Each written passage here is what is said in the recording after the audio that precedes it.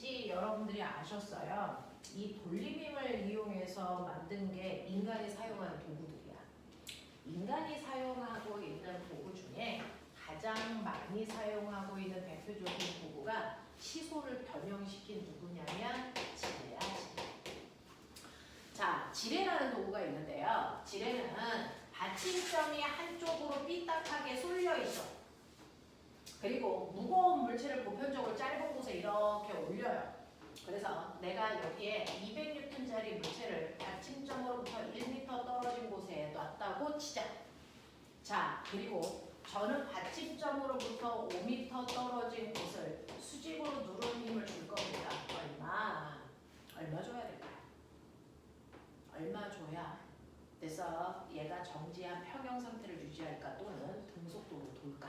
40m. 그쵸. 길이비가 1대 5니까 힘의 비가 얼마나 되겠니? 5대 1이면 돌림힘 평형이야.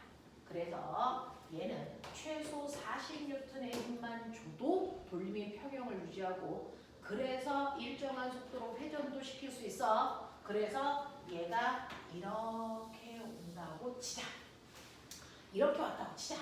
그래서 여기에 200N짜리가 여기에 왔어. 자, 이렇게 됐을 때요. 우리는 지뢰에는 지뢰에 3요소가 있어요. 자, 지뢰의 주인공은 막대기입니다. 자, 막대기 중에서 이 막대기가요. 그래서 자, 물체가 막대기를 누르는 힘이 작용하는 거. 물체가 누르는 힘이 작용하는 이 부분을 우리가 작용점 이렇게 얘기해요. 이해하겠나? 물체가 막대기를 누르는 힘이 작용하는 부분을 작용점 그래요. 받침점이 누르는 힘이 작용하는 부분을 우리가 받침점 이렇게 부를게요. 그리고 사람이 직접 힘을 주는 지점을 우리가 힘점이라고 부릅니다. 자, 지뢰의 3요소는 여러분들이 보신 것처럼 작용점, 받침점,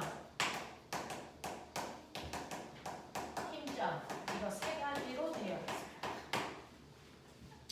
자, 그랬을 때 받침점으로부터 작용점까지의 길이가 1이고 받침점에서 힘점까지의 길이가 5이기 때문에 길이비와 반비례하는 힘의 비가 있어야 돌림힘 평형이죠. 그래서 길이비가 1대 5니까 힘은 5대 1로 들기 때문에 누를 때 이 무거운 물체를 40N의 힘만 줘도 싹 올릴 수 있다는 거야.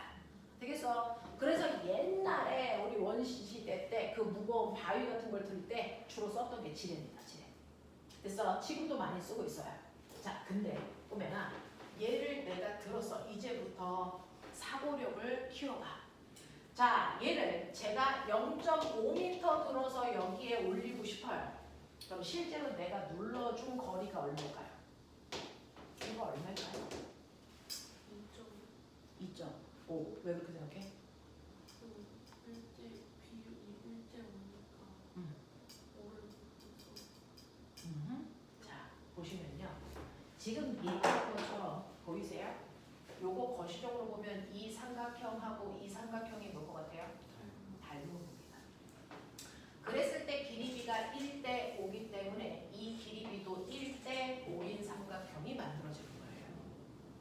그래서 얘가 2.5m 내려줘야 돼 라고 하는 거 우리가 인지할 수 있죠. 근데 이걸 물리적인 개념으로 확장해 볼게요. 내가 힘을 줘서 물체를 이동시켰네? 나 뭐 했다고요? 일을 했다고요. 그럼 이때 물체가요. 받은 일이 얼마인지 볼게요. 물체는요. 사실은 막대기를 200N의 힘으로 누르니까 막대기는 물체를 200N의 힘으로 밀어서 올린 겁니다. 그래서 물체가 받은 힘이 얼마냐면 200N이에요. 그 힘을 받아서 물체가 움직인 거리가 얼마냐면 0.5m입니다. 그러니까 물체가 막대로부터 받은 일이 얼마입니까? 라고 얘기하면 100줄의 1을 받는 겁니다. 됐어? 그래서 막대는 물체한테 100줄의 1을 해준 겁니다. 자, 그 일을 하기 위해서 지뢰를 눌렀던 사람의 힘이 한 일이 얼마인지 해볼게요. 힘은 여러분들이 보시는 것처럼 40N의 힘밖에 안 줘도 이 물체를 이동시킨 거죠. 그러니 실제로 물체가 받은 힘보다 보이세요? 5분의 1 작은 힘으로 물체를 들 수 있었다는 거예요. 그러니까 도구를 쓰는 목적, 힘의 크기를 줄이겠다는 목적이 가장 큽니다. 그래서 그 목적에 맞춰서 무거운 물체를 나는 쉽게 들었네 이 얘기하는 거예요. 그래서 도구를 사용하면 힘의 이득이 있습니다. 힘의 이득이 있습니다. 그래서 힘을 무려 5분의 1로 난 이득 봤어 이런 얘기야. 자 그러면 내가 얘가 0.5m 올라가기 위해서 내가 눌러준 거리는 얼마인데 난 2.5m나 눌렀어. 이 예명을 5배 많이 눌렀네. 이 뜻 아닙니까? 물체가 실제로 올라간 거리에 비해서 나는 무려 5배 긴 길을 간 겁니다. 그러면 도구를 사용하니까 좋은 것도 있지만 손해본 것도 있죠. 뭘 손해봤을까요? 거리에 손해를 봤습니다. 이 뜻입니다. 그래서 힘의 이득을 본 만큼 거리에 손해를 봤어요. 됐니? 그러면 내가 지뢰해준 일은 얼마야? 힘에다가 이동시킨 거리를 곱하셔야 되니까 곱하셨습니까? 얼마 나옵니까? 100줄. 한일의 양은 어떻습니까? 똑같습니다. 지구상에 어떤 도구를 여러분들이 만드셔도 앞으로 인간의 기술이 더 발달해서 아무리 신기한 도구를 만들더라도요. 그 도구를 이용해서 힘의 크기를 줄인 만큼 거리에 반드시 손해를 봅니다. 힘의 크기를 5분의 1로 줄였으니까 거리 5배 늘어났겠죠? 힘의 크기를 20분의 1로 줄여요? 그럼 거리는 무조건 25배 늘어납니다. 그럼 한일의 양의 변화가 있겠니 없겠니? 없습니다. 지구상의 어떤 도구를 사용해도 일에는 이득이 없습니다.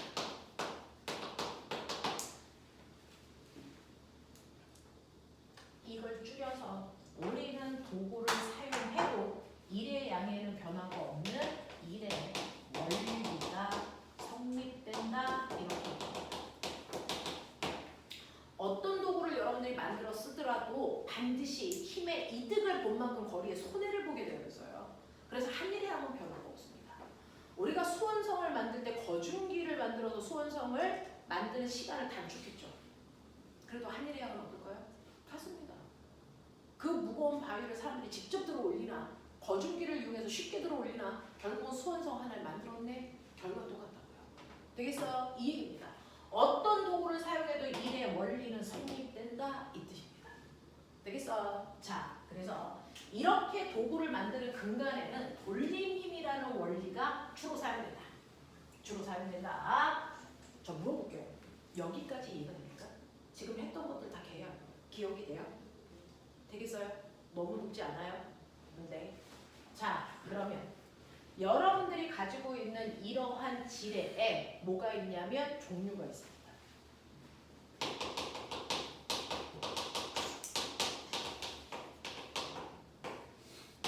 초등학교 때 살짝 들었을 수도 있는데 지뢰의 종류가 있어요. 1종 지뢰가 있어요. 2종 지뢰가 있어요. 3종 지뢰까지 있습니다. 지뢰는 이렇게 1종 지뢰, 2종 지뢰, 3종 지뢰 세 가지 지뢰가 있는데 그 중에서 여러분들이 보신 얘가 스탠다드한 지뢰입니다. 그게 1종 지뢰예요. 뭘 기준으로요? 바로 이 순서입니다. 자, 보시는 것처럼 작용점 다음에 받침점이 있고 받침점 다음에 힘점이 있는 저 구조가 가장 스탠다드한 1종 지뢰 구조입니다. 이 1종 지뢰를 이용해서 만든 대표적인 도구가 얘입니다. 우리가 지금 쓰고 있는 뭘까요? 가위입니다. 가위에다가 종이를 이렇게 놓고 우리가 가위질을 해가지고 종이를 자르죠. 그럼 빨리 보세요. 여기가 무슨 점일 것 같아요? 이게 힘점입니다. 사람의 힘을 줘요. 되겠어? 여기가 무슨 점일 것 같습니까? 이게 받침점. 맞습니다. 그리고 종이에다 힘을 주는 여기가 바로 작용점. 맞나? 자, 그래서 여러분들이 보시는 힘점, 받침점, 작용점 이 순서로 되어 있기 때문에 얘는 1종 지뢰가 맞아요. 그럼 머리 좋은 척 하세요. 종이를 어디다가 놓고 자를 때 힘이 가장 적게 들리니? 받침점에 가까이 아니면 멀리? 어디? 물체가 받침점에 가까이 있어야 힘이 적게 들까요? 아니면 멀리 있어야 적게 들까요? 가까이입니다. 그러니까 종이를 최대한 받침점 가까이 놓고 자를 때 힘이 적게 든다는 얘기야. 이해되겠어? 이게 논리적 사고겠죠. 되겠어? 이게 1종 지뢰야. 자, 1종 지뢰를 이용한 게 또 있어요. 자, 여러분들이 앞으로 물리책에서 많이 볼 겁니다. 자, 이렇게 뱅글뱅글 돌 수 있는 축을요. 이렇게 놓고 양쪽의 실을 이렇게 늘어뜨립니다. 됐어. 자, 근데 비슷하게 생겼는데 다른 애가 또 하나 있어요. 이렇게 뱅글뱅글 회전할 수 있는 애가 여기 있고요. 물체를 여기다 매달아요. 그래서 이 실을 사람들이 들어 올립니다. 이렇게 두 종류의 도르래가 있는데 이 실을 잡아당기면 이 새끼 돕니다. 됐죠? 이 방향으로 회전합니다. 얘도 이 실을 잡아당기면 얘 이렇게 돌면서 올라옵니다. 그래서 얘네들이 돌아. 그래서 이게 도르래야. 괜찮아. 근데 내가 이걸 잡아당길 때 이렇게 실을 잡아당기면 물체가 올라갑니다. 그래서 물체가 여기까지 올라가겠죠.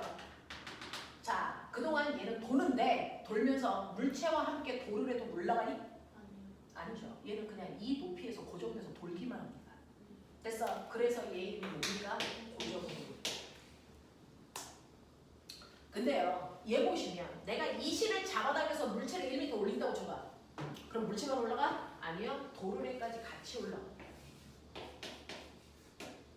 그래서 이 도르래는 돌면서 물체와 같이 올라갔다 내려갔다 높이도 움직입니다. 그래서 얘 이름이 뭡니까? 움직이는 도르래. 도르래가 두 종류 있어요. 고정 도르래, 움직 도르래.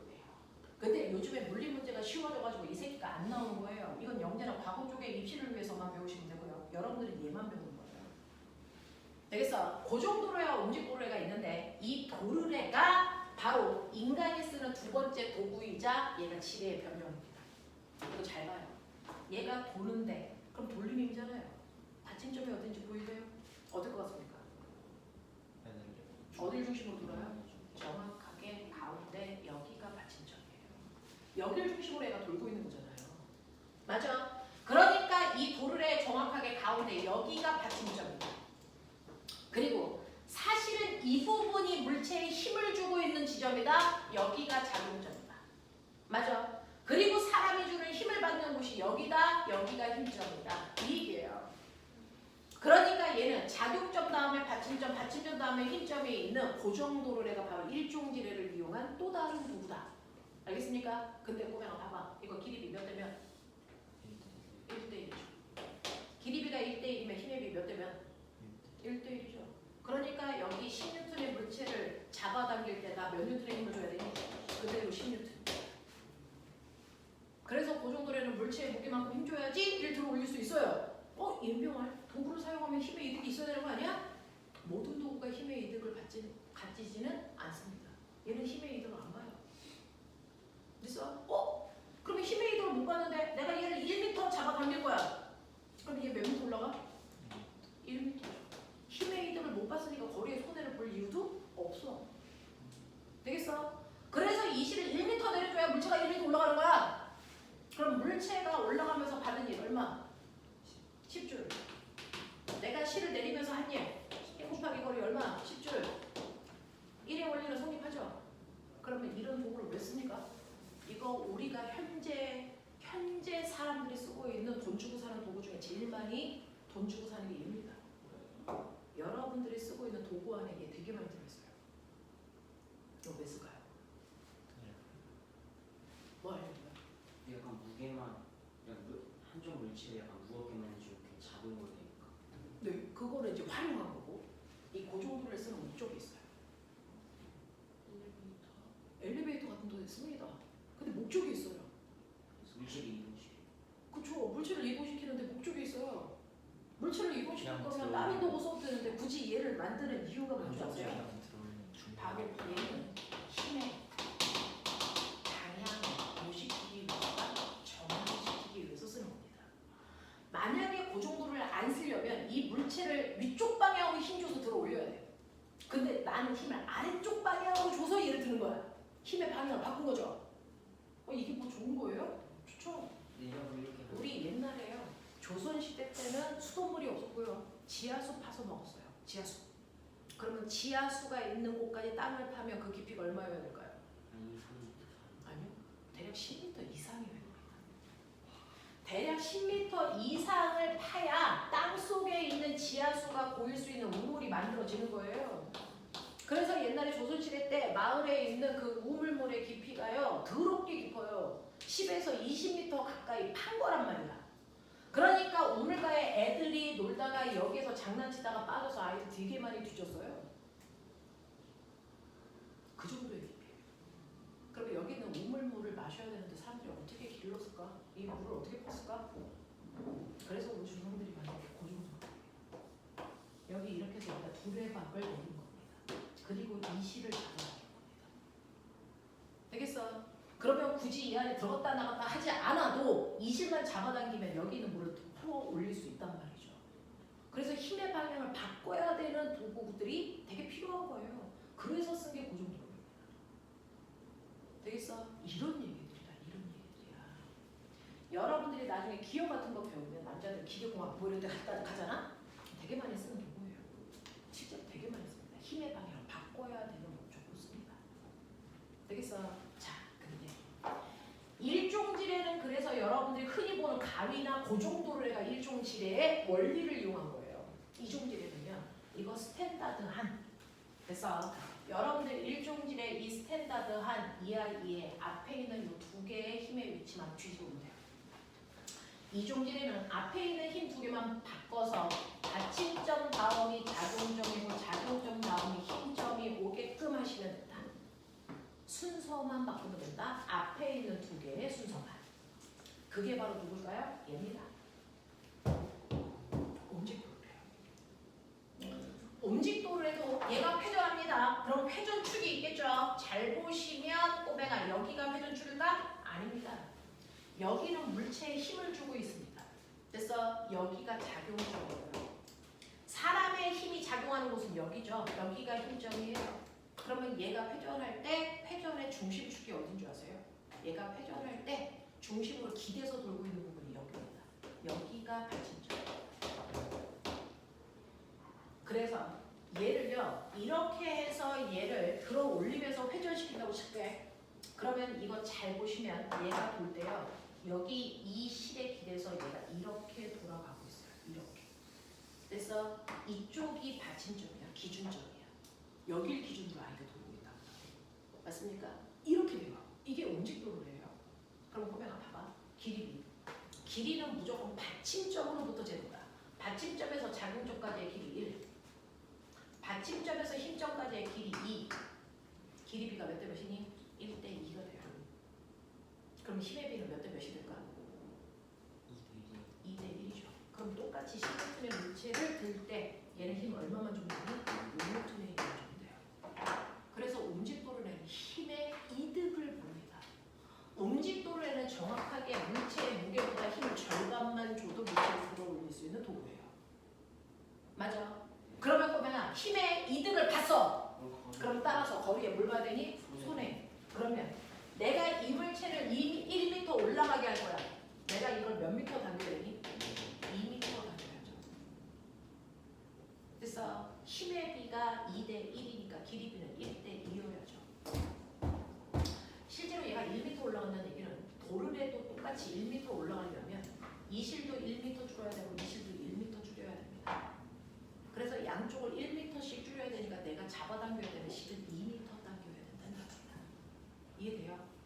그랬을 때요. 물체가 올라가면서 받은 일 10 곱하기 1, 10줄. 그래서 내가 한 일 5 곱하기 얼마? 10줄. 되겠습니까? 이게 옴직도로예요. 되겠죠?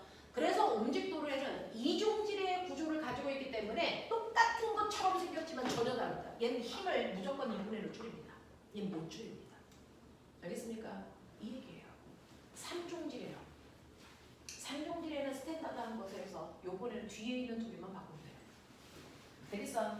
작용점 다음이 힘점이고 힘점 다음이 받침점의 구조가 되어 있으면 3종질입니다. 3종질을 여러분들은 들고 다니고 있어요. 여러분들 팔입니다. 얘가 3종질입니다. 여기가 3종질인데요. 여러분들 이렇게 팔이 있어서 여기에 물체를 놓고 우리가 이렇게 돕니다. 이 자체가 우리 몸에 달려있는 도구예요. 자, 우리 팔을 보시면 이렇게 되어 있어요. 여기다가 물체를 이렇게 해서 여러분들이 얘를 이렇게 들어 올리는 겁니다. 자, 근데 잘 보시면 이 뼈다귀 누가 들까요? 누가 들고 있을까? 그 맞아. 근육입니다. 여러분들 보이시면 여기 이도 바꾸네요. 그래서 근육이 여기가 이렇게 붙어 있어요. 여기 뼈다귀에 붙어 있습니다. 그래서 내가 이거 들어라고 명령을 뇌에서 내리면 이 근육이 수축해서 얘를 팍 하고 드는 겁니다. 맞아? 자, 그랬을 때 꼬맹아 잘 봐. 그렇게 해서 이렇게 해서 내가 물건을 들 건데 이때 돌리는 받침축이 어디 있을까? 여기입니다. 그래서 팔꿈치가 받침점. 팔꿈치가 받침점입니다. 그러면 힘점은 근육이랑 연결된 여기가 힘점이죠. 그리고 물체에 힘을 주는 여기가 작용점입니다. 신기한 거 보여줄게. 골 때리면 받침점에서 힘점까지의 길이가 1cm 정도 떨어져 있어요. 1cm. 딱 붙어 있어요. 됐어? 오케이. 받침점에서 작용점까지의 길이 팔끝에. 됐어? 예를 들어 10cm라고 치자. 길이는 무조건 받침점으로 되는 거야. 받침점으로부터. 받침점에서 힘점까지요. 받침점에서 작용점까지요. 받침점에서 작용점까지와 받침점에서 힘점까지의 길이 비가 얼마냐? 10대 1이다. 맞아? 그럼 힘의 비는 몇 대 몇이니? 1대 10이죠. 그러면 여기 16N짜리 공이 있었던 거예요. 얘를 들 거예요. 그럼 공한테 10N의 힘을 만들려면 여기에 있는 근육이 몇 N의 힘으로 내 뼈다귀를 들어야 되는 거니? 얼마? 얼마? 얼마? 10N의 힘을 주려면 뼈다귀에 얼마의 힘을 줘야 되니? 100N. 골 때리죠. 이 근육이 열나 힘을 많이 쓰고 있는 거예요. 이 무거운 뼈다귀를 여기에 딱 붙어가지고 들고 있어요. 그래서 10N짜리를 들려면 100N의 힘을 줘야 된다는 얘기예요. 이 예병아 이거 병신 아니야? 물체보다 훨씬 큰 힘을 줘야 되네? 이 얘기예요. 됐어? 우리 근육이 그 일을 하고 있어요. 우리 근육은요, 오히려 힘에 뭐를 보고 있니? 손해를 보고 있어요.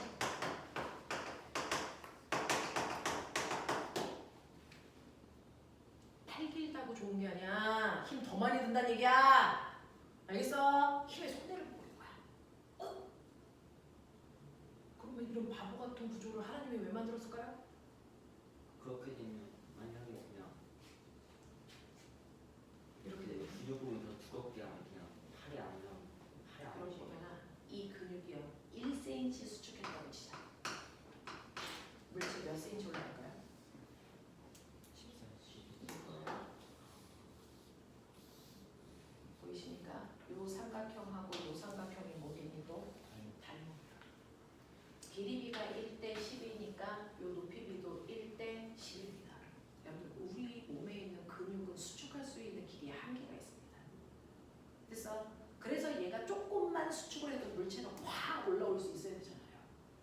되겠습니까? 그래서 우리의 근육은 힘의 이득이 아닌 거리의 이득을 볼 필요가 있습니다. 그래서 물체를 10cm 들고자 할 때 내 근육이 1cm만 압축하면 되는 거죠. 그래서 하늘의 양은 어떻습니까? 10 곱하기 10이나 100 곱하기 1이나 그놈이죠. 하늘의 양은 같습니다. 1이 올리는 손이 답니다. 그렇다면 이제 느끼다. 모든 도구는 힘의 이득을 보려는 목적으로 만든다. OX. X입니다. 어떤 도구는요. 힘의 이득을 보려고 만든 것도 있고 힘의 방향만을 바꾸려고 만든 도구도 있고요. 오히려 힘의 손해는 보더라도 거리에 이득을 보려고 만든 도구도 있다는 거죠. 되겠습니까? 이게요. 그래서 그 도구의 목적에 맞춰서 1종질의, 2종질의, 3종질의 구조를 우리가 응용하는 거다. 알겠습니까? 도구의 근간은 질이에요. 이해돼? 하겠어? 그래서 여러분들 착각. 모든 도구는 힘의 이득을 볼 거라는 착각은 버리십시오. 그렇지 않다.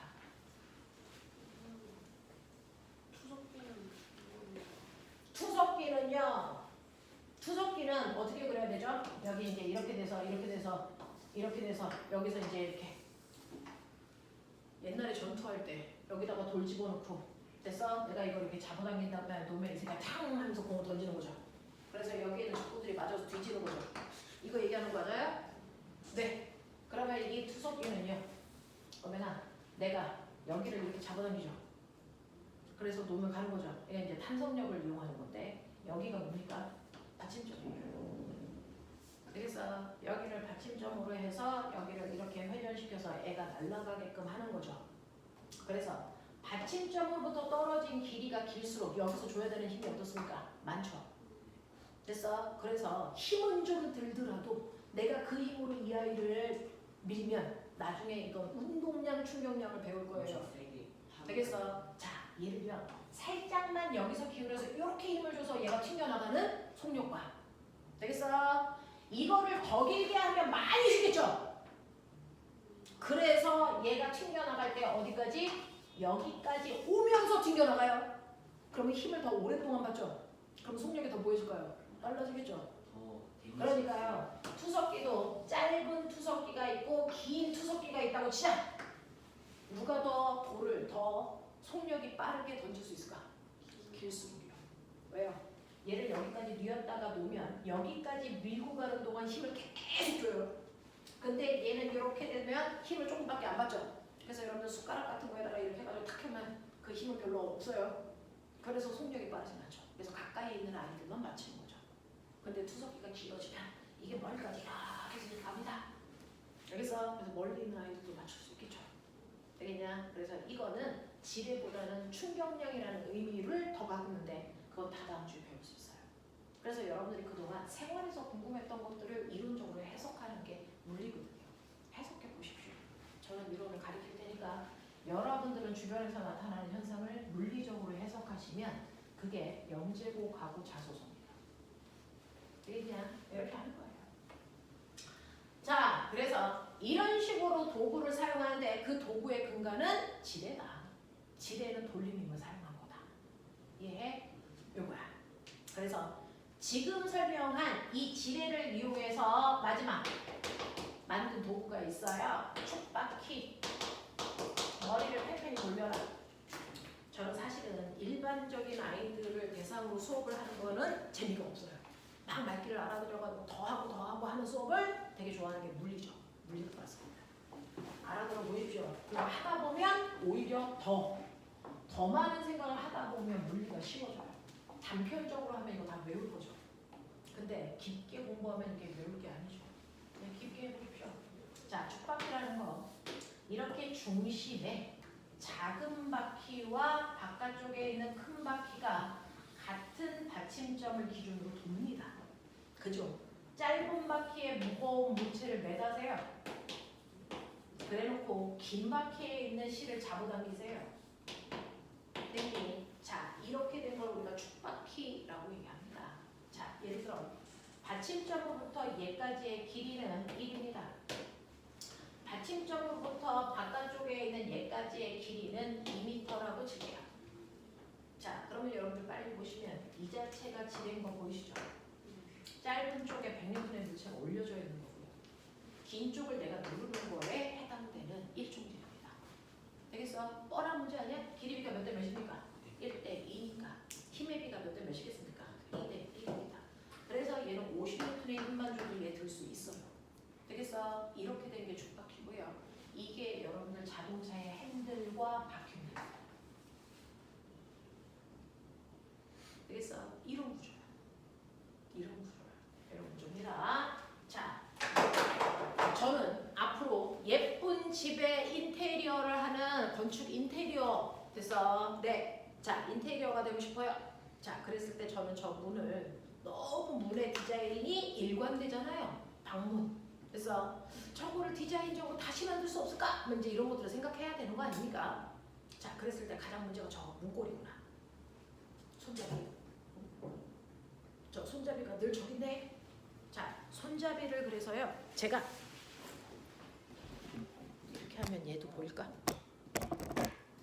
자, 손잡이가요. 받침점으로부터 여기 있어요.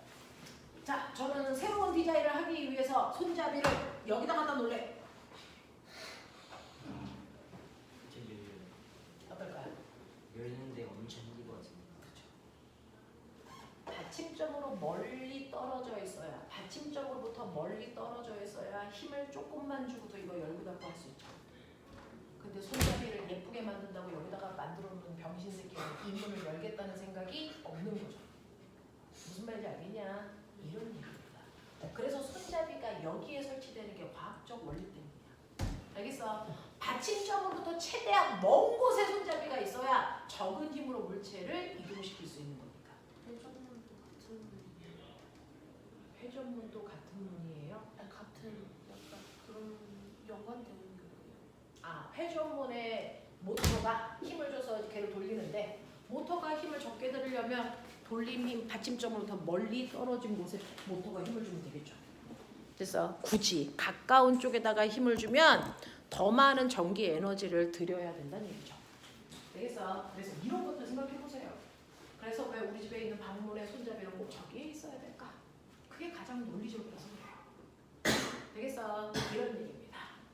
자, 이런 것들을 설명하고 있는 게 돌림의 근간.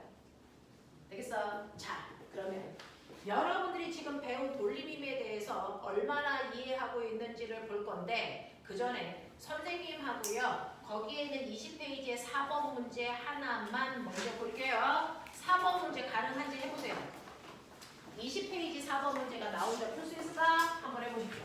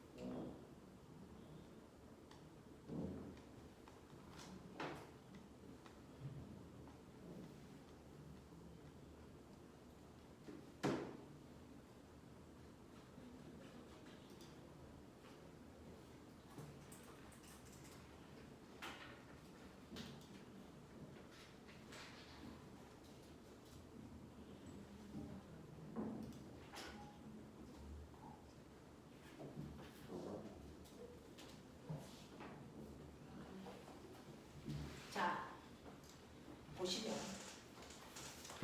지금까지 설명한 건 여러분들 이론을 깊게 이제 사고를 깊게 하기 위해서 아무리 최상위권에서도 여기를 벗어나진 않아. 그래서 지금 우리가 설명했던 이론에서 벗어나지 않습니다. 자, 그럼 그러한 이론을 가지고 수능에서는 어떤 스타일의 문제들까지 나올까요? 이제 문제들을 보는 겁니다. 여러분들이 가지고 있는 20페이지 4번 문제가 가장 스탠다드합니다. 네. 4번 문제를 보시면요. 4번 문제는 이렇게 되어 있는 막대기에 받침점을 한쪽 끝에다가 놓고요. 물체를 여기다가 놓고 내가 이쪽을 들어 올릴 거라는 거예요. 자, 그랬을 때 이 길이가 A고요. 이 길이가 B입니다. 그리고 여기 300N짜리 물체가 사실은 중력 때문에 누르겠죠. 그러니까 이 물체는 사실은 이 막대를 이렇게 누르려는 시계 방향의 돌림을 주고 있어요. 그렇죠? 자, 근데 나는 여기에서 이 방향으로 힘을 주고 있어요. 그러면 이 힘을 주면 이 막대기는 이렇게 돌겠죠. 그래서 반시계 방향의 돌림을 갖는 거예요. 그래서 우리의 힘은 반시계 방향의 돌림을 만들고 물체는 시계 방향의 돌림을 만드는데 이 상태로 균형을 유지하기 위해서는 반시계 방향의 돌림과 시계 방향의 돌림이 균형을 유지하면 된다. 돌림이 평형이면 된다. 그랬을 때 받침점으로부터 물체까지의 거리 비율이 A고요. 받침점에서 힘점까지의 거리는 A 플러스 B입니다. 그 길이 비와 반비례하는 게 힘의 비입니다. 자, 그래서 보시면 물체의 무게는 300, 내가 준 힘은 100입니다. 그러면 힘의 비가 몇 대면? 3대 1. 그럼 길이 비는 1대 3이죠. 그러니까 A가 1이고 B는 얼마입니까? 2여야 되죠. 되겠습니까? 이렇게 되죠. 되겠습니까? 이런 것들이야.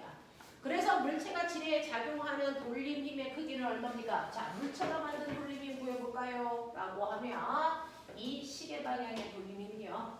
자, 수직으로 누르는 힘 300이 받침점으로부터 1m 떨어진 곳에 있네요.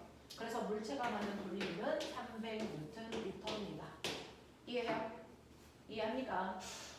자, 그리고 A와 B의 길이 비율은 1대2입니다. 하시겠죠? 되겠어? 자, 그러면서 꼬맹아. 자, 그러면 이 상태로 얘는 돌리면 평형이야. 돌리면 평형이야. 납득하죠? 자, 그리고 이 상태로 이 막대기는 완벽하게 무슨 상태? 무슨 상태? 정지. 자, 정지 상태인 막대기는 두 가지가 성립해야 된다. 뭡니까? 힘의 평형과 돌림의 평형. 자, 주인공은 막대야. 막대만 봐.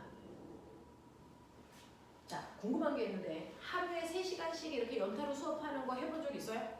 우리 꼬맹이들은 했고. 해본 적 있어? 이 전에 과학 다국가 뭐 들었어? 너 과학 뭐 듣고 온 거야? 이 전에 통과 듣고 온 거야? 중3 거 듣고 온 거야? 통과. 어느 선생님? 아 여기 말고. 아, 여기가 아니야. 너는 무슨 수업 듣고 온 거야? 저 과학 듣고 왔어. 어느 선생님? 신남주 선생님. 신남주 선생님 수업을 들었다는 건 엉덩이에 힘이 있다는 얘기네. 신남주 선생님은 절대 쉬는 시간 안 주시니까. 주셔. 응? 주셔. 아, 주실 때도 있어. 1시간마다 10분씩. 1시간마다 10분씩이나 주셔. 그러다가 쌤이 그냥 중간에 15분, 5분 인식 끝내주신다. 그렇구나. 넌 어느 선생님 수업 들었니? 저 CMS에서 CMS에서 과학 뭐 듣고 왔어? 영재과 영재과학. 영재과학을 들었다는 건 기본적으로 원을 하고 영재과학을 들어야 되는 거 아니야? 그럼 원을 들었는데 물리를 다시 하는 거야? 왜? 선수 다시 하려고. 왜지? 왜지?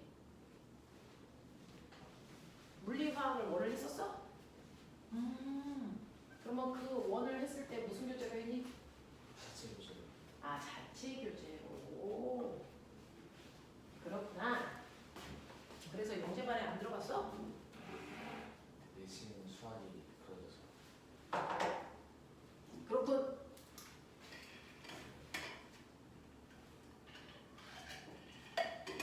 자, 힘의 평형과 돌림의 평형. 자, 이렇게 힘의 평형과 돌림의 평형이 둘 다 만족하는 상태가 완벽한 정지 상태인데요. 선생님이 물어본 이유가 뭐냐면 이렇게 물리는 내용도 어렵고 호흡이 길어서요. 중간에 쉬는 시간을 자주 가고 싶은데 그렇게 못할 수도 있는데 혹시 집중에 한계가 있을까봐 물어본 거예요. 자, 힘의 평형이 얘는 그럼 반드시 정지 상태니까 유지되고 있다는 거예요. 그럼 이 막대기가 주고 막대기에 힘 몇 개 작용하는? 힘이 작용하는 부위 몇 군데? 네, 3군데요. 자, 조건이 있습니다. 막대의 무게를 무시한다고 쳤을 때 막대에 작용하는 힘은 3개가 작용합니다. 사실은 받침대도 됐어. 물체를 밀어 올리는 힘을 주고 있어요. 받침점에서도 힘이 작용하고 있어서 이렇게 되어 있는데 보면은 받침대와 나무 사이에 손가락 집어넣어봐. 손가락 파인다. 알겠습니까? 받침대도 막대기를 밀어 올리고 있습니다. 그리고 물체가 받침대를 누르고 있습니다. 그리고 사람은 들어 올리고 있죠. 그래서 이 막대기를 주인공으로 했을 때 막대기는 3개의 힘이 작용하지만 정지 상태잖아요. 힘의 평형이 성립해야죠. 그럼 머리 있는 척해. 저 세 힘의 합력이 결국은 0이라는 얘기잖아. 그랬을 때 우리는 이 힘하고 이 힘만 알려줄까? 이 힘이 얼마게? 라고 하면 막대는 합력이 0이어야 되니까 위로 작용하는 힘과 아래로 작용하는 힘의 합력이 0이라는 얘기잖아요. 자, 이때 위로 작용하는 이 힘만 보면 이거 얼마? 100. 이건 얼마? 이건 300. 힘의 평형일 수 없죠. 나머지 200이 받침점이 밀어 올리는 힘이 사실은 있다라는 얘기입니다. 되겠어? 그래서 받침점이 물체를 밀어 올리는 힘을 찾아라. 200이라고 쓸 수 있는 용기. 알겠습니까? 요만큼 있습니다. 그래서 저 막대는 힘의 평형이 성립되는 환경이다. 그리고 돌림의 평형도 성립되는 거 보여드렸습니다. 맞죠? 자, 근데 이렇게 완벽한 평형 상태일 때는 꼬맹아 받침점을 굳이 여기에 받침점이 있어도 받침점을 여기라고 볼 필요가 없다. 각각의 힘이 작용하는 곳 중 받침점의 위치가 여기가 아니고 여기에 있다고 가정하고 문제 풀어도 똑같아. 여기에 있다고 가정하고 문제 풀어도 똑같아. 알겠어요? 나는 힘이 작용하는 것 중 어디를 받침점으로 임의적으로 바꿔놓고 생각해도 무방하다는 거야. 그럼 나는 여기를 받침점으로 놓을래요? 좋았어. 그러면 힘은 이 힘하고 이 힘을 받는 거야. 그래도 돌림이 평형이어야 돼. 해볼까요?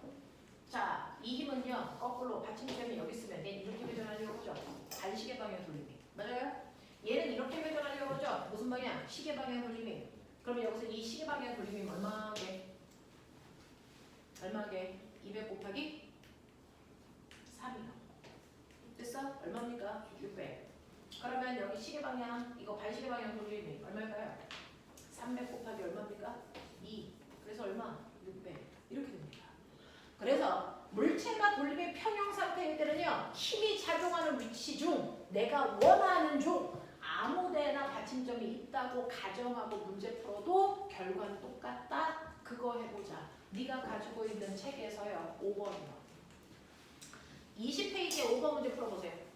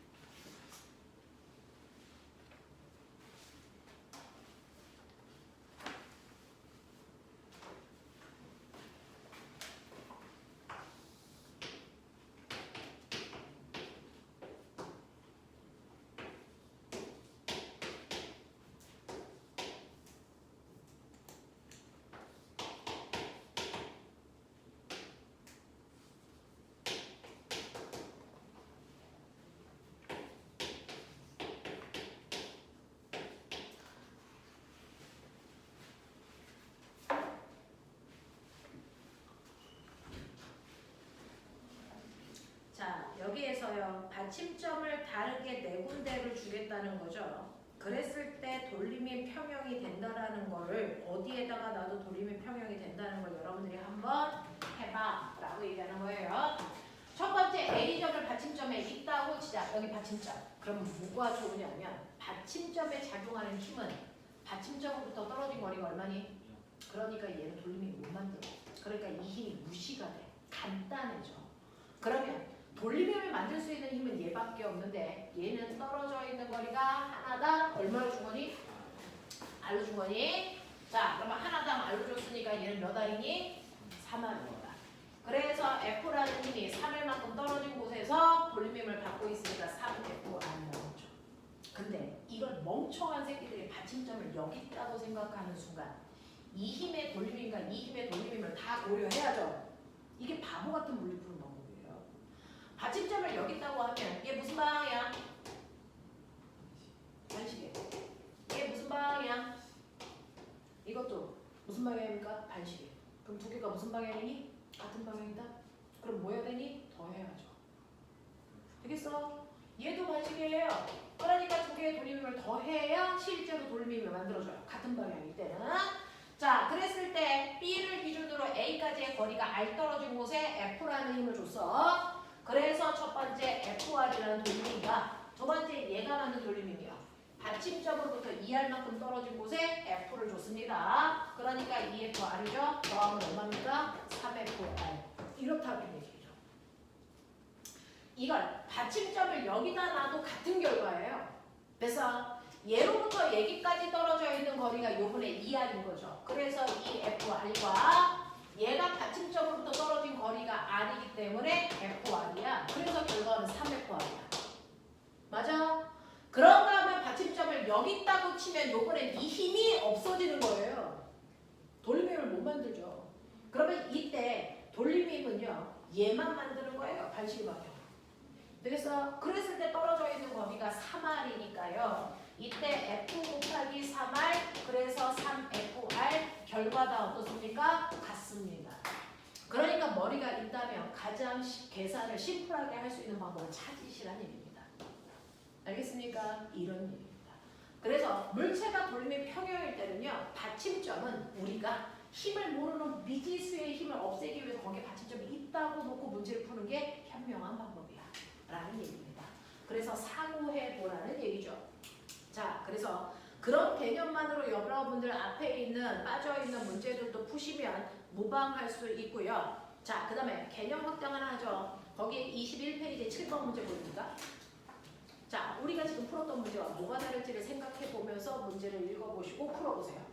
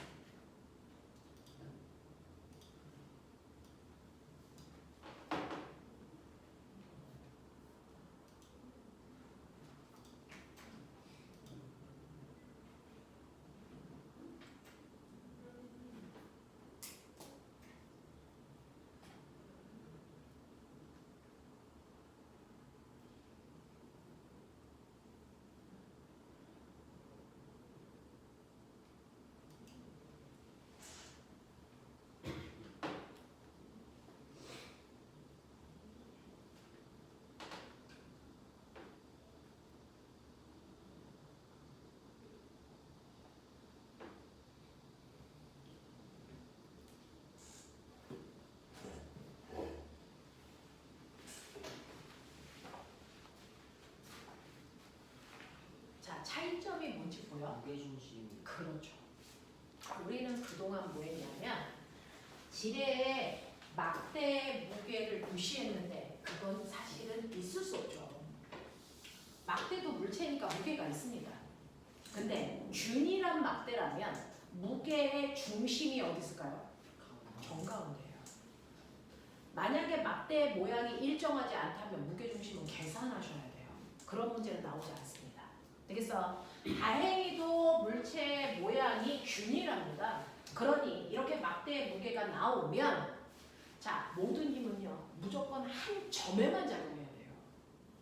근데 막대의 무게가 예를 들어 100N이야. 사실은 알고 보면 여기에 있는 물체들의 각각의 무게가 합한값이잖아요. 되겠어요? 자, 그렇지만 우리는 이 물체들의 무게가 한 점에 작용한다고 생각한다. 그걸 무게 중심점이라고 한다. 되겠어? 균일한 물체는 정확하게 가운데에 그 무게가 한 점에 쏠려 작용하고 있다고 봐도 똑같은 현상이 나타나거든요. 그래서 우리는 앞으로 무게 중심은 무조건 그 물체의 가운데라고 생각하시면 됩니다. 됐어? 그 한 점에 작용한다. 있지만 모든 힘은 무조건 한 점에 작용한다고 생각하셔야 돼요.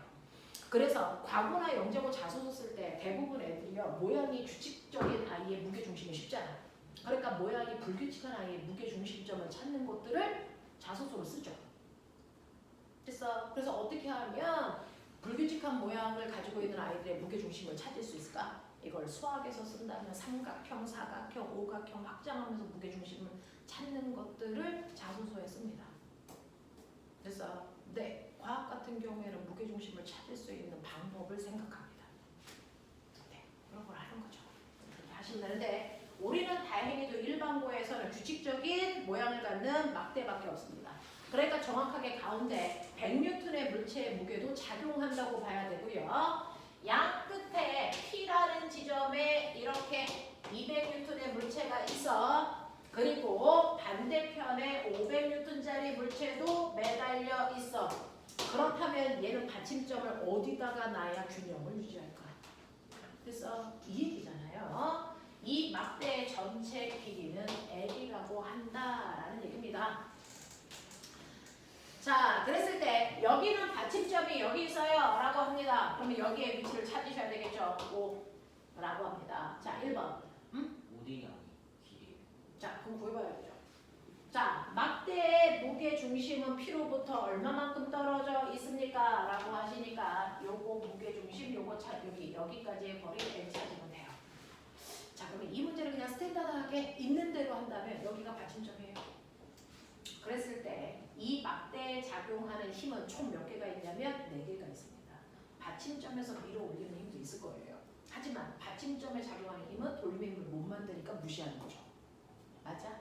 여기까지 이해돼? 그러면 돌림힘을 만들 수 있는 힘은 3개네요. 자, 그 중에서 받침점을 기준으로 이 두 힘은 보시는 것처럼 반시계 방향의 돌림힘을 만듭니다. 됐어? 반시계 방향의 돌림힘을 만들죠. 그런가 하면 얘 시계 방향의 돌림힘을 만드는데 돌림힘 평형 상태이기 때문에 반시계 방향의 돌림힘이 시계 방향의 돌림힘과 같다라고 합니다. 그중 반시계 방향의 돌림힘 2개 있다. 1번과 2번 같은 방향의 돌림힘을 더하셔야 된다. 되겠어? 첫 번째 1번의 돌림힘은요 200N짜리 물체가요. 자, 꼬맹아 잘 생각해보자. 여기가 무게중심이야. 전체 길이가 L이야. 그럼 이 길이는 정해져 있죠. 얼마입니까? 2분의 L. 맞아? 그러면 나머지 길이도 2분의 L일 텐데요. 난 요 길이를 X로 놓을게요. 되겠어? 그럼 이 길이는 정해지는 거예요. 뭡니까? 2분의 L 빼기 X면 되는 거죠. 납득하죠?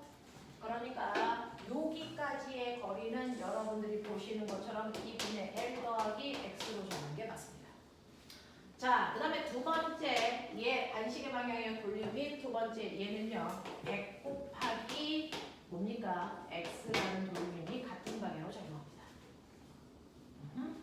그 다음에 시계 방향의 돌림힘 얘 있습니다. 얘는 받침점으로부터 500N짜리 힘이 2분의 L-X 들어가지고 곳에 있습니다. 이게 같으면 되죠. 되겠어? 쓸데없는 숫자는 의미가 없으니까 공 2개씩 날려놓고 가죠. 그러면 L 더하기 2x 더하기 x는 2분의 5L 마이너스 5x예요. 이렇게 가면 되겠죠? 자, 그래서 여러분들이 넘기시면 8x는 2분의 3의 1에 그래서 x는 16분의 얼마입니까? 3의 1이죠. 맞아. 그래서 여기 길이가 16분의 3의 1이기 때문에 P에서 여기까지의 거리는 얼마입니까? 16분의 11L이에요. 이렇게 가면 되죠. 이런 겁니다. 이게 고등학교에서 원하는 문제입니다. 그래서 고등학교에서 내신 문제는 얘가 나옵니다. 자, 그 다음에 받침대가 물체에 작용하는 막대에 작용하는 힘은 얼마입니까? 라고 하는 여러분들은 지금 돌리민 평형을 이용해서 문제를 풀었어요. 그러면 이제 두 번째로 여러분들한테 힘의 평형을 묻습니다. 자, 저 막대는요, 그 상태로 정지되어 있으면 힘의 평형도 성립해야 됩니다. 자, 막대 입장에서 보면 이 방향에서 누르는 힘 200, 그리고 막대의 무게가 누르는 힘 100, 그리고 물체가 누르는 힘 500만 작용하고 있다면 총 800N의 힘이 아래로 작용하니까 이 새끼는 떨어져야 정상입니다. 근데 떨어지지 않는 이유는 받침점이 위로 올리는 힘이 800만큼 작용하고 있기 때문이죠. 그래서 받침점에서 작용하는 힘은 800입니다. 라고 쓰시는 게 맞다고요.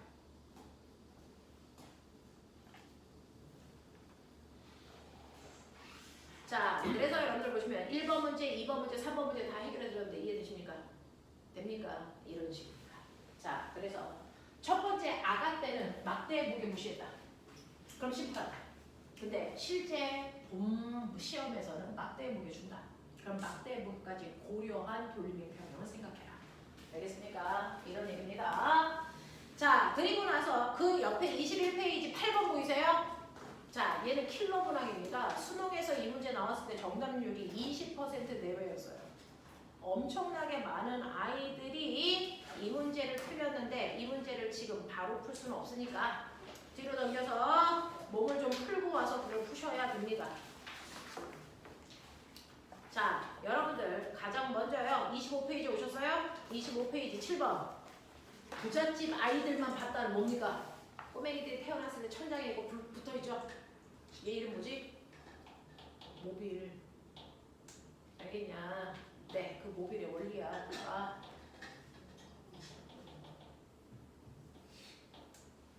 25페이지 7번.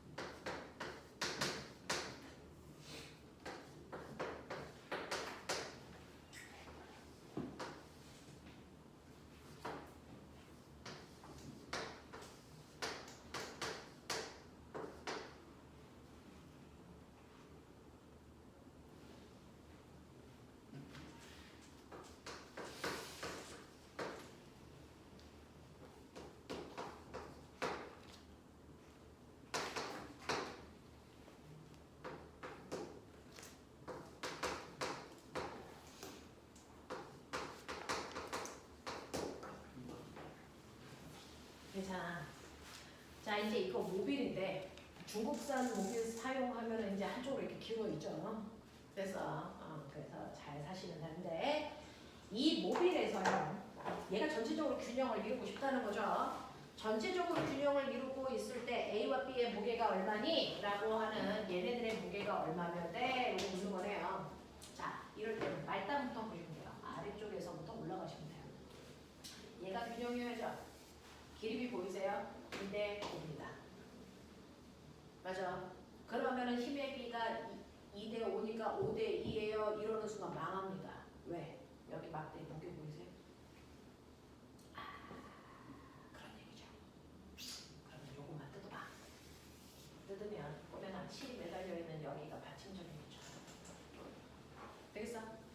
그래서 얘는요 이렇게 되어 있으면 여기에 이제 받침점이 있고 여기에서 누르는 힘은 모르는 아이가 있고요. 그 다음에 무게 중심이니까 정확하게 가운데 막대의 무게도 무게 중심에 작용하죠. 그러니까 0.35니까 빨리 봐. 0.35니까 얘로부터 1.5만큼 떨어진 곳에 6N의 힘이 작용한다고 봐야 되는 거죠. 자, 이상해? 0.7의 절반이면 0.35 아니야? 0.35면 0.2에서 1.5만큼 더 하면 되는 거 아니야? 0.1. 얼마? 0.1. 아, 0.1. 진짜 0.15. 자, 거기에 6N이 있고요. 그 다음에 나머지 끝부분에 또 1N의 힘이 작용하는 거라서 여기 힘이 3개가 작용하거든요. 하이탑에 실릴만 하면 되죠. 일반적인 이제 완자 같은 경우에는 막대의 무게 안 줍니다. 그럼 길이가 2대 5니까 힘의 비는 5대 2 이렇게 해서 쭉쭉쭉 올라가요. 근데 막대의 무게가 있습니다. 자, 그러면 여러분들이 보시는 것처럼 괜히 얘가 만든 돌림이가 얘가 만든 돌림이랑 같은 방향이니까 이 둘을 합한 돌림 힘이 얘의 돌림 힘이랑 같아요. 이렇게 되는 거예요. 그쵸? 그렇게 하시면 되겠죠? 요 길이가 0.2니까 반시계 방향의 돌림 힘이요. 0.2x 이게 시계 방향의 돌림인 1번과 2번을 더한 값이랑 같아요. 자, 1번은 6 곱하기 0.1로 빨리 해. 내가 산수하면 별로잖아. 얼마야? 0.9? 맞아?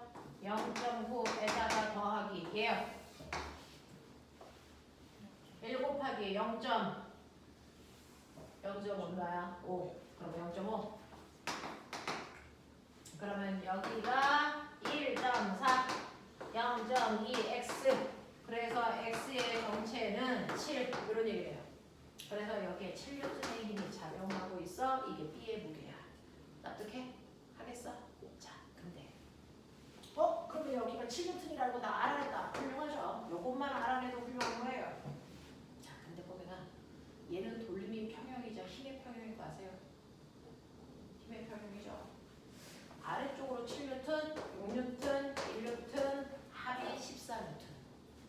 그러면 정지 상태이려면 위로 잡아당기는 힘도 14가 필요하죠. 그게 바로 이 실이 아래 모듈을 잡아당기는 장력입니다. 맞죠? 실이 물체를 잡아당기는 힘을 멋진 말로 텐션, T라고 약자로 쓰고 한국말로 장력이라고 불러. 실에 걸려있는 힘, 장력. 그래서 얘가 나 까먹었어. 14N이라고 합니다. 그래서 그러다 이제 물어볼게. 물리는요 기본 틀을 하시면 돼요. 실 팽팽하게 당겨져 있는 실에는 항상 힘이 작용합니다. 그걸 장력이라고 하고요. 팽팽하게 당겨져 있는 힘은 부위 상관없이 모든 실에 같은 크기의 힘이 작용하고 있는 거야. 이때 힘이 다른 힘이 작용하는 순간 실은 끊어집니다. 되겠어? 그랬을 때 장력 방향이 어디야? 라고 할 때요. 여기에서 작용하는 장력 방향은 위쪽 방향이에요. 왜요? 항상 장력은 그 실에 정확하게 가운데를 향하는 방향으로 작용합니다. 됐어? 그러면 여기서 작용하는 장력의 방향 어디니? 이 방향입니다. 납득해요? 그래서 자, 아래쪽의 실이 위쪽 방향 14N의 힘으로 당기고 있다는 얘기는 사실은 위쪽에 있는 실인 얘는 이 막대기를 아래쪽으로 몇 N으로 당기고 있다는 얘기니 14N의 힘으로 당기고 있어요. 이 뜻이라고요. 됐어? 기초를 튼튼하게 하시라고요. 자, 그렇다면은 이거 밑에 있는 거 다 필요 없죠? 결국은 여기에 아래쪽을 14N의 힘이 작용하고 있어. 이거 하나로 끝나는 거 아닙니까? 되겠어? 그러면 이제 얘도 똑같이 하시면 돼요. 이 막대에도 무게가 있네요. 20N. 그렇다면 길이가 여러분들이 보시는 것처럼 4대 3이기 때문에 힘의 비가 3대 4라고 생각하시면 안 된다는 뜻이죠. 되겠어? 받침점을 여기다 놓고 생각해보죠. 실이 달려있는 여기요. 그러면 이 막대기도요. 받침점을 기준으로 여기에 물체의 무게를 모르는 A라는 아이가 있고요. 정확하게 가운데 20N이 작용하고 있고 반대편에는 14N이 작용하고 있어요. 이 막대 전체 길이가 1.4m입니다. 그러니까 무게 중심까지는 0.7m 떨어진 곳에 작용하겠죠. 그리고 여기가 0.1이죠. 그리고 여기가 0.6이라는 그런 얘기를 보여주고 있네요. 자, 그래서 아까처럼 시계 방향과 반시계 방향의 돌림힘을 통해서 A의 무게를 구하시면 되는데 할 수 있을까요? 얘와 얘는 같은 방향 돌림힘 두 개를 더한 게 얘의 돌림힘과 같다. 알겠습니까? 네, 얘 얼마 나올까요? 말해. 8 나옵니까? 네, 그래서 A와 B의 무게를 이렇게 보여드렸습니다. 되겠죠? 자, 이런 식으로 물체의 무게가 나왔을 때 무게를 무게 중심에 놓고 같이 계산할 수 있어야 된다라고 하는 돌림의 평형과 힘의 평형을 같이 쓰는 문제입니다. 역학적 평형. 자, 근데 그 다음에 이제 내가 보여줄 오늘의 마지막 테마입니다. 자, 우리는 기본적으로 돌림힘의 개념 배웠고요. 그거를 시소에다가 적용도 시켜봤고 막대의 무게가 있을 때도 생각을 해봤는데 오면은 여러분들이 생각하셔야 되는 게 27페이지 12번 문제입니다. 27페이지 12번 문제입니다. 그동안 단과에서 이 문제 한 번도 푼 적이 없는데 여러분들 이거 풀기 전에 이거 먼저 하죠. 23페이지 4번이요. 요거 먼저 할게요. 23페이지 4번. 자, 그동안과 뭐가 다를까 생각해보면서 풀어보세요.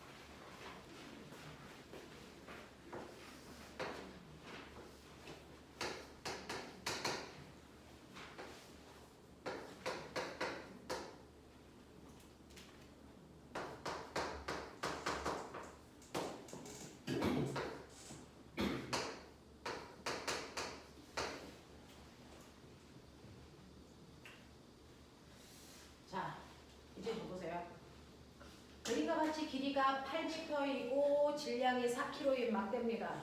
거기에 물체를 올려놓고 받침점 두 개를 각각의 위치에 놨습니다. 자, 이렇게 되어 있을 때 물체가 수평을 유지하고 있다는 얘기입니다. 그랬을 때 FA와 FB의 힘의 비율을 구하세요. 뭐 이런 느낌인 것 같은데요. 자, 여기서 힘의 크기가 얼마입니까? 라고 했을 때 FA와 FB의 힘의 크기를 구하라 그랬는데 선생님은요, 다 필요 없고요. 자, 돌림인 평형에서 무조건 받침점은 한 군데여야 된다. 두 군데일 수 없다. 그러니까 받침대가 두 개처럼 보이는 거 페이크다. 절대 아니다. 그래서 받침점은 무조건 하나다. 그러면 하나만 네가 받침점으로 놓으면 된다. 그리고 난 A만 놓을 거다. B는 그냥 물체로 볼 거다. 되겠어? 자, 그렇다면 얘를 받침점으로 안 본다는 건 이 힘이 물체를 돌리는 돌림힘으로 쓰면 된다는 얘기야. 되겠어? 여기 받침점이 없다는 얘기야. 무조건 모든 상황에서 받침점은 한 군데입니다. 두 군데가 동시에 작용할 수는 없습니다. 알겠니? 그래서 받침점을 하나만 보면 된다. 나는 A를 받침점으로 볼 거다. 그러니까 A에 작용하는 힘은 돌림힘을 못 만든다. 나머지 힘들이 돌림힘을 만든다. 되겠습니까? 자, 그중 얘 보시는 것처럼 시계 방향 돌림이 얘 이렇게 도는 거니까 얘 반시계 방향 돌림이 그리고 얘 이렇게 돌고 있으니까 얘도 시계 방향의 돌림입니다. 그래서 시계 방향의 돌림이 원투를 합한 값이 반시계 방향의 돌림과 같으면 된다. 원칙 안 깨집니다. 물리는 예외가 없는 과목입니다. 시계 방향의 돌림이 1번과 2번을 합한 값이 반시계 방향의 돌림과 같다. 이렇게 놓으시면 게임 끝이죠. 자, 그 중에서 시계 방향의 돌림이 첫 번째 4kg짜리입니다. 나중에 머리가 똑똑해지면 그래서 자, 이거 4kg 40입니다. 그죠? 자, 얘가 받침점으로부터 몇 미터 떨어져 있습니까?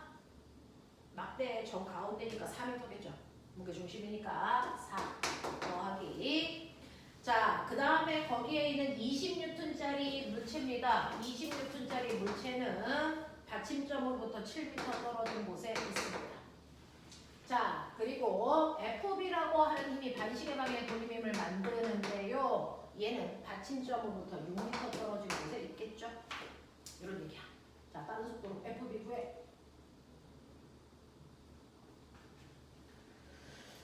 나는 산수를 잘 안 해. 내가 해야 돼. 특히 예준이가 하겠지. 빨랑 안 하냐? 꼬꼬맹이? FB 얼마 나와?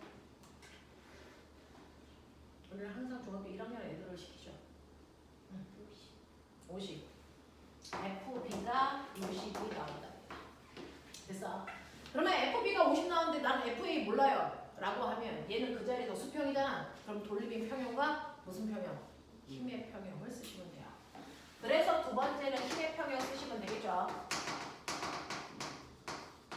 FA와 FB라고 하는 위쪽으로 작용하는 힘이 아래쪽으로 작용하는 힘 40에다가 20을 더한 60값이 되면 되는데 얘가 60인데요. FA가 50이래요. 그러면 자명하죠. 얘는 10이면 됩니다.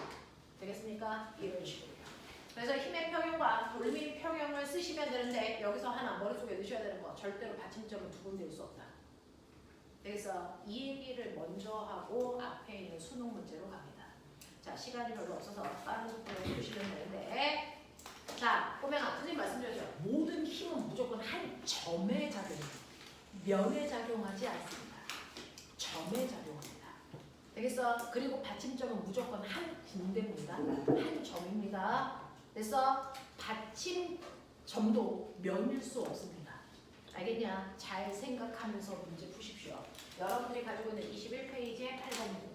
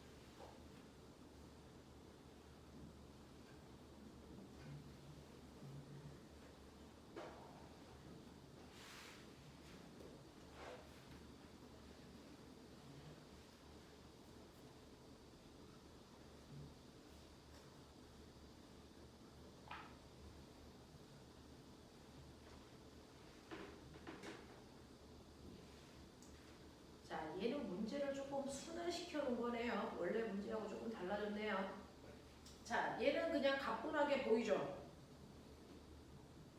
크레인의 받침점으로부터 왼쪽으로 40m인 곳에 1.5톤인 물체를 매달아 놓고요. 역학적 평형을 이루기 위해서 받침점으로부터 왼쪽으로 10m 떨어진 곳에 얼마를 놓으면 되겠습니까? 라고 했으니까 길이비가 1대 4니까 힘의 비가 4대 1이면 돼서 얘는 얼마입니까? 얼마?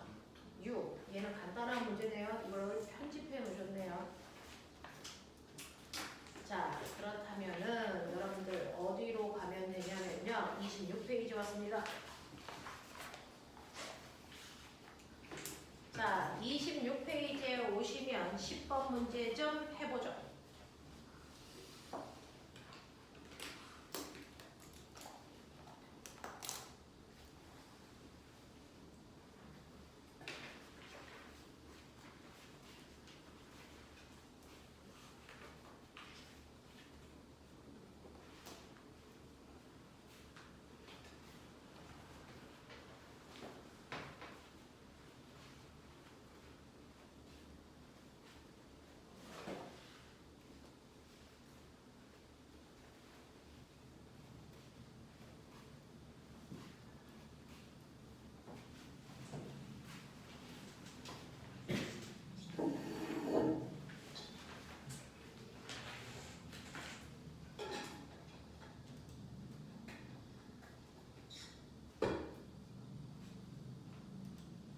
주윤아, 고등학교 어디 생각하면서 하는 공부야?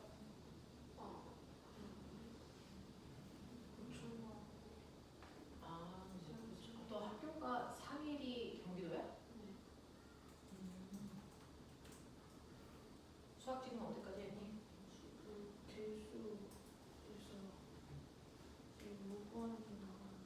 지금 수학학원 어디니? 어? 생각의 왜? 그런 학원이지.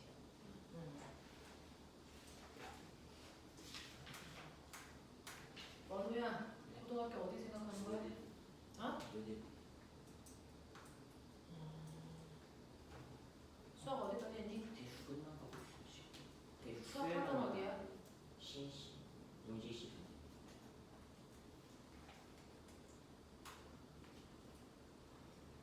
도현아, 너는 그래서 진로 고등학교 어디? 잘 모르겠어요. 아직 미죠? 그때 삐뚤은 게 수학이야? 수학 말고 괜찮아? 다 해봤어요. 지금 수학 어디까지 진도 나가니? 이적 3박 정도 했어요. 여기서 말하는 미적은 미적 1을 얘기해, 2를 얘기해. 투정 그럼 확통하고 벡터하고 대수는 했어? 대수는 했고 확통. 보통 안 했어요. 확통은 안 했고 미적만 돌린 거야. 지금 수학학원이 어디야? 아니에요. 아직.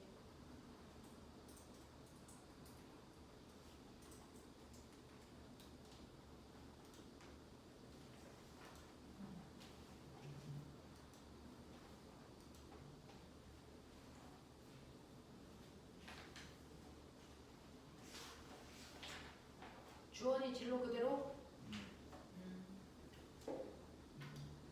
내가 진로 바꾸라 그랬지? 네. 고등학교 진로 바꾸라 그랬잖아. 아, 생각해봐. 현우야, 네. 찾아봤어? 내가 찾아보라 그랬지. 그 학교 들어가서 홈피 보라 그랬지. 봤어? 보긴 봤는데 어때? 괜찮아 보여. 괜찮죠? 네, 잘 생각해봐. 예준, 형아한테 그 학교 어떤지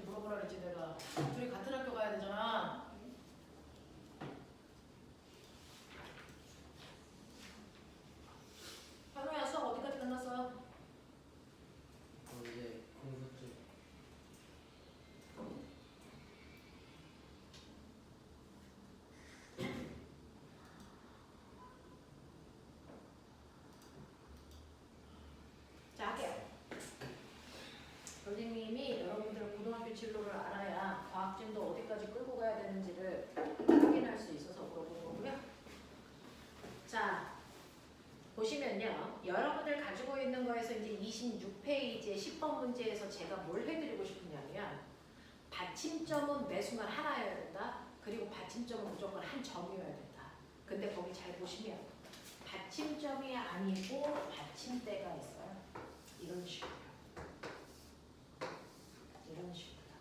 받침대의 길이가 깁니다. 이룰 수 없어요. 받침대라는 건 존재하지 않아요. 받침점만 있을 뿐이에요. 되겠어?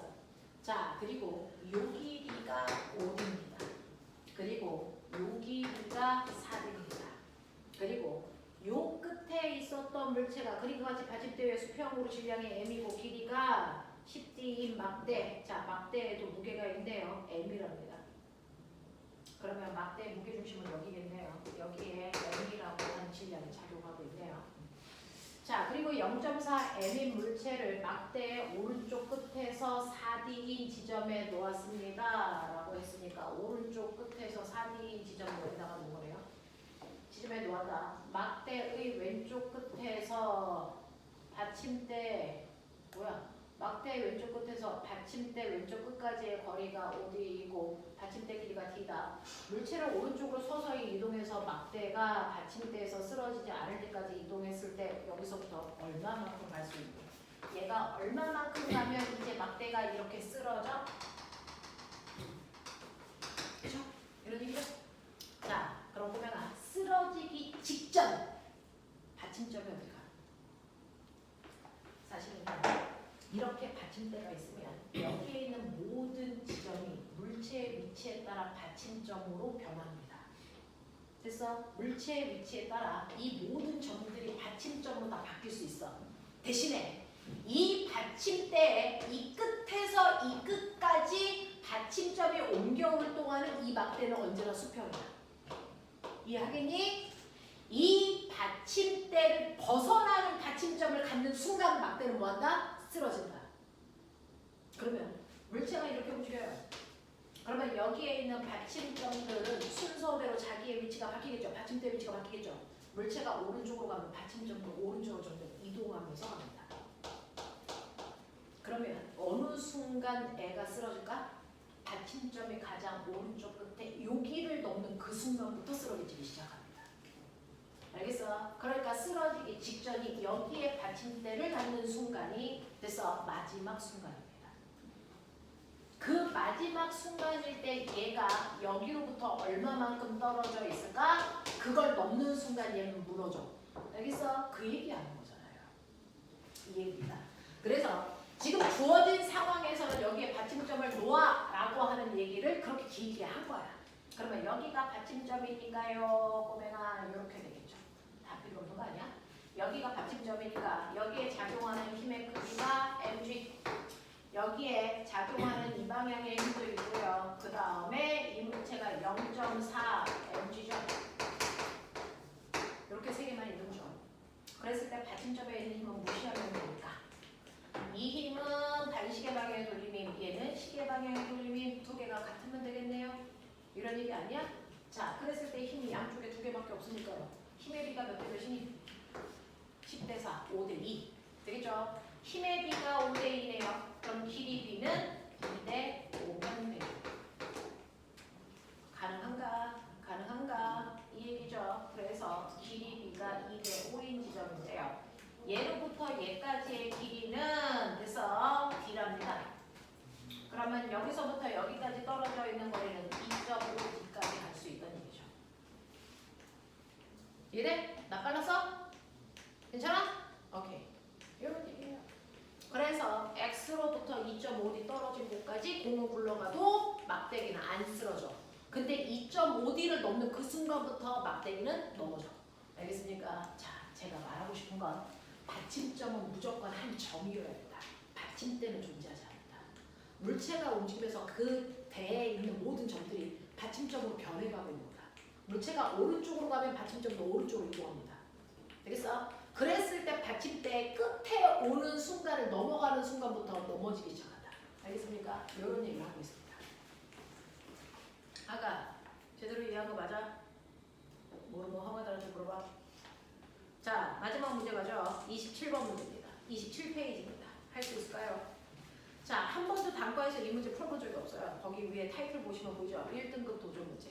지금 우리는 개전반이라서 이거를 한 번도 해본 적이 없는데 알아듣는다고 했으니까 가보는 겁니다.